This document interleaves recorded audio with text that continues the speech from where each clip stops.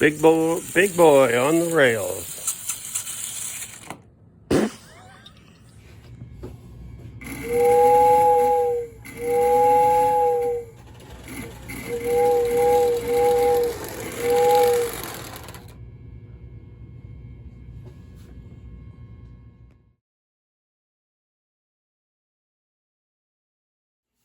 Hello everybody, welcome back to Old Frail and Decrepit.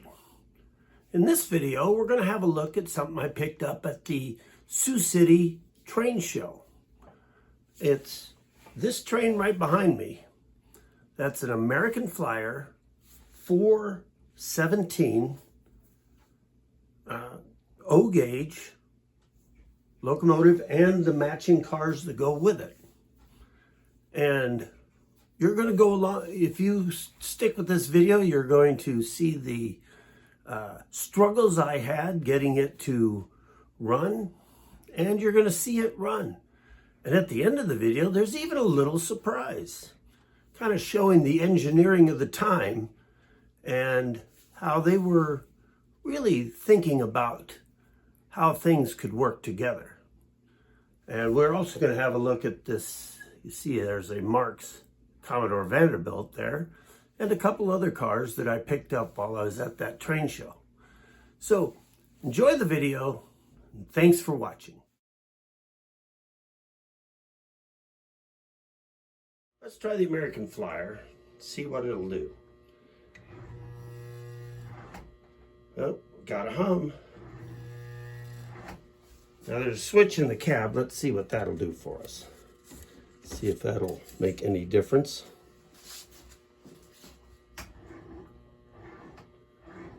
Oh, apparently nothing. Didn't help it at all. So now let's try the Marx, see what that does.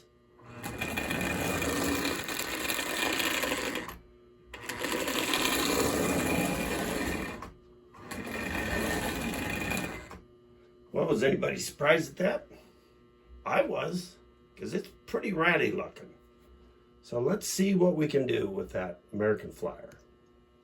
Now, I'm not familiar with this American Flyer 417 from the late 30s, from what I've been able to tell. Haven't found too much information on it yet. So we're going to see if we can't take it apart. We'll start, let's start with this one.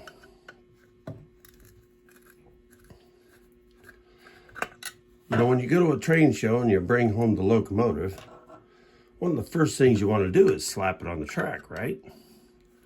But when you slap it on the track and nothing happens, well, that's rather disappointing. So, well, it's loose. Let's see what... Okay, well, we got some slap in it now.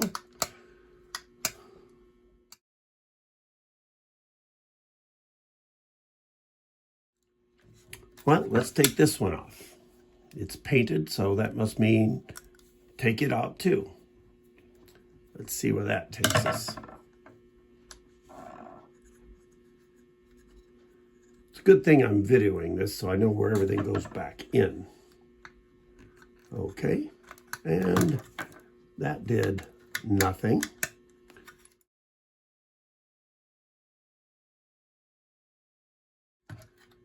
So far, I've had 0 success. Well, let's try it. Let's take 2 more screws out and see what happens.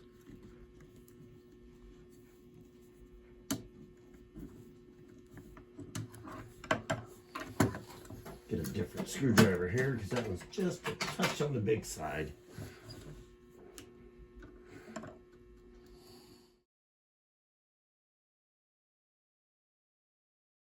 You're almost loose.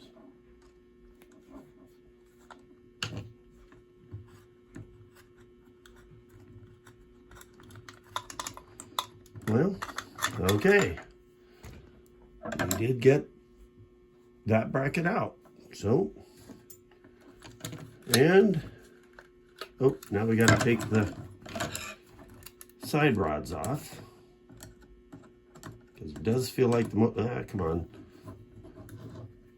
Another one of those happy things that come with age. A little bit of a shake in the hands. as you try to do some close-in work.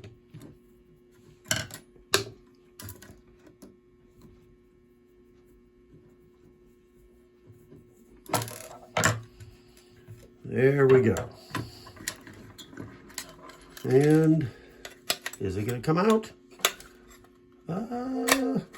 Yes, look at that. Look at that. Now, okay, so we have the motor loose. And just as I thought, here is the headlight wire is now loose. Let's take a look at the wiring here. You can look in the E unit here that it is somewhat dirty. So a little contact cleaner in that. The nice thing is it is nice and open, so you can get to it from all sides. So let's take a little break here. Now we're looking here at the commutator plate, and it doesn't look too bad. I'm going to just give it a quick brush over, but it's actually looking pretty good. Now you can see there are spacers there and here for the brush plate. So I'm going to make sure we get those back in place. And I think once we get things lubed up and the wheels cleaned, I think this will be a pretty good running locomotive.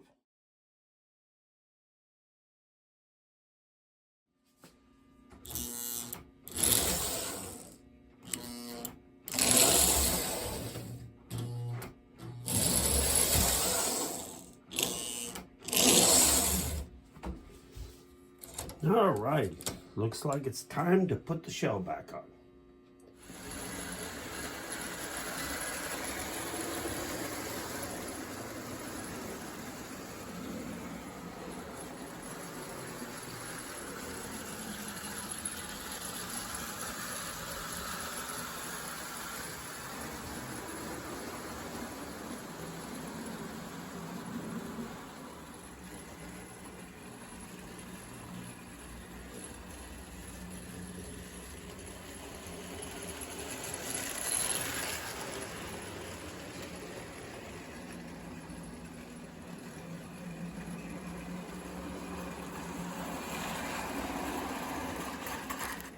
Now at the Sioux City train show, had a vendor point this out to me in his under the table box. And as you can see, it is a beautiful looking Marx Commodore Vanderbilt. Well, all right, beautiful might be overstating it. This is a pre-war. It's got the pre-war motor, and amazingly, as you see in this video, it ran as soon as I put it on the table. No oil, no grease, just dirt, rust, dust. It's a mess. This one here will probably end up being repainted, unless of course I just absolutely fall in love with the really, really rough look of it. Now also in the Marx line, I picked up this. Now this is another one of those cases where I was buying something and I was $5 short of having an exact change. So I thought, $5 for that? Yeah, I'll do that. Now the only thing I've done to this is I did put metal wheels on it. It had the plastic wheels because it is originally from a wind-up set. But I put the metal wheels on it. I just like the sound and look of them better. And I will probably make a coal load for it, but that's a little ways down the road. These next two are both project cars. This State of Maine car, it has the plastic knuckle couplers. It has 4 wheels, is all it's got under it. And what I've done with my others is I have cut off the little tab that comes down to hold those axles in place, and I've put 4-wheel trucks under it. So ends up being an 8-wheel car, where it started out as a 4-wheel car, but it does make for a good looking train.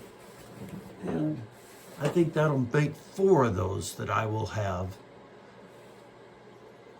converted to the 8-wheel. Now this one here, I had bought one of these Marx cabooses like this. I think that was probably more than 10 years ago. The only problem was the overhang here was busted off. So I had just trimmed it off smooth and used it that way.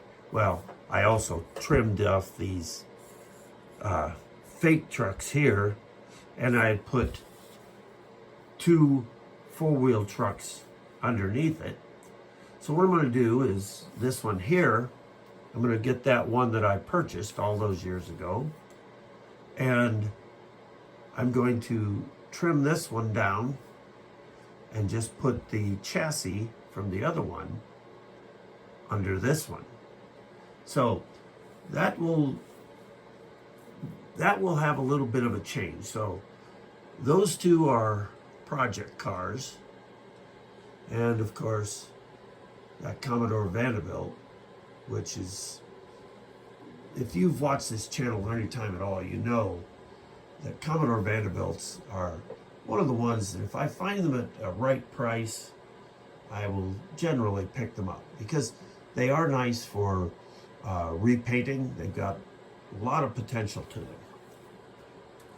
Now this here is a pre-war Lionel car I picked up, 2815. Now, I had picked up a 28 something or another caboose of this larger size. You can see it is a little bit bigger. And so I've been on the lookout for the 815 or the 2815 to kind of extend that little train a little bit. And I found this one. I think I've got like $15 in this one. It is missing the handrails, and as you can see, the end cap is pushed in, but it does look like it belongs in my collection. Now this next car is one that I have yet to see on anybody's videos. So this is a old, frail, decrepit exclusive. This is a Marx floor train car, and maybe you recognize it. You probably have seen it on eBay. These are heavy steel, but they were meant for playing on a floor. I think originally it would have had the hang down tabs here for the axles to go into. Might even have had wooden wheels, but somebody before me went and put post-war Lionel trucks under it. I mean, they went to some work on this thing, because rather than just having the C-clip on it, they actually soldered that baby in place. So I think I'm just going to leave that with the Lionel trucks, and we'll just use that with our post-war trains of the Lionel type. It is, as you can see, quite a bit bigger than the Marx cars, but it has a good size. So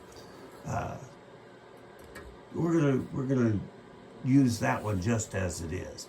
Might even make a coal load for that one too, because even though it's kind of a gondola, it's kind of a high side, it could pass for a coal car. So that is the extent of the things that I picked up at the Sioux City Train Show. if you get a chance to go to that one next year, you might want to do it. But check the weather. Sioux City does have a tendency to get snow.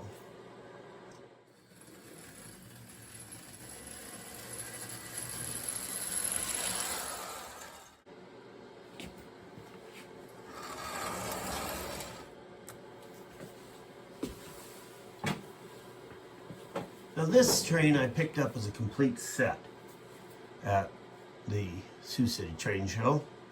This is an American Flyer 417 Dreyfuss. Now, it was not complete. In fact, let's just back this up a little.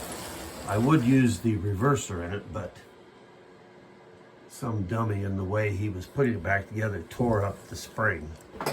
I hate when I do that. So I've got to get a new spring for that, for the E unit. Now, if you notice, I don't know if you can see it real well here, there is, like, let's just unhook this here.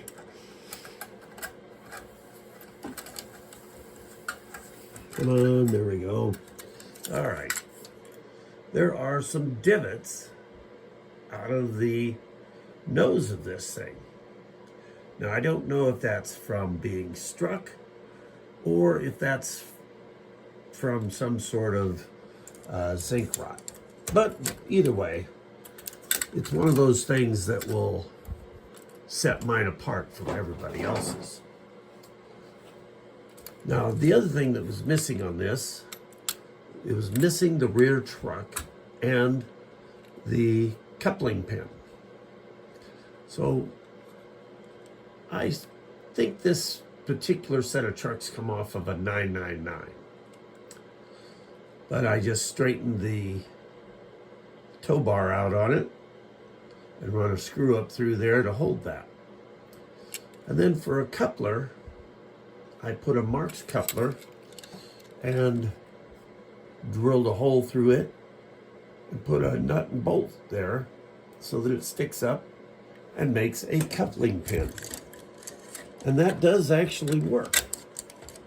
Plus it gives me the option to run another train on this if I decide I don't want to run this particular set of cars with it.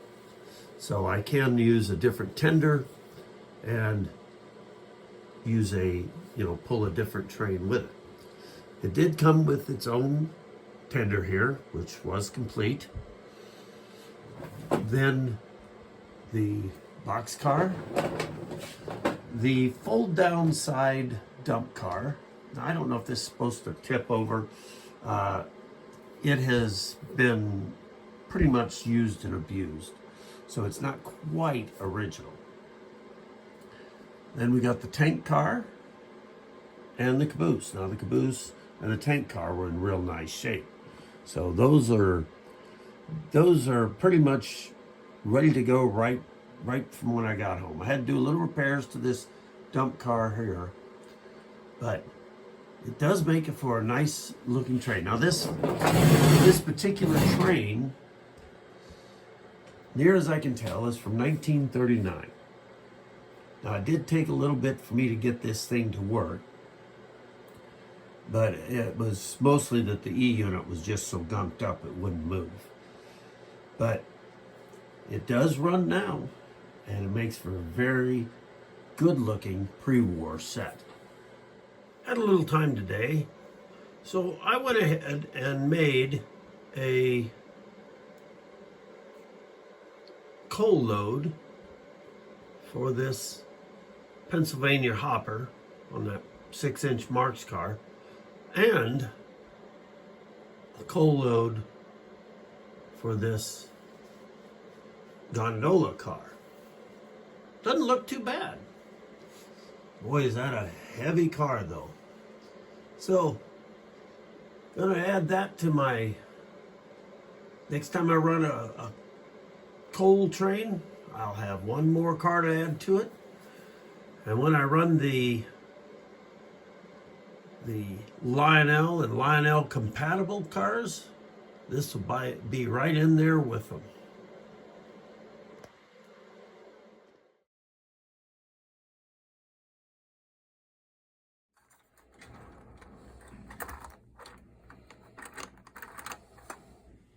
Now, when American Flyer made those curly Q couplers, it didn't look like they were necessarily forward thinking, but they were kind of showing the future of what was going to be. Because guess what it's compatible with?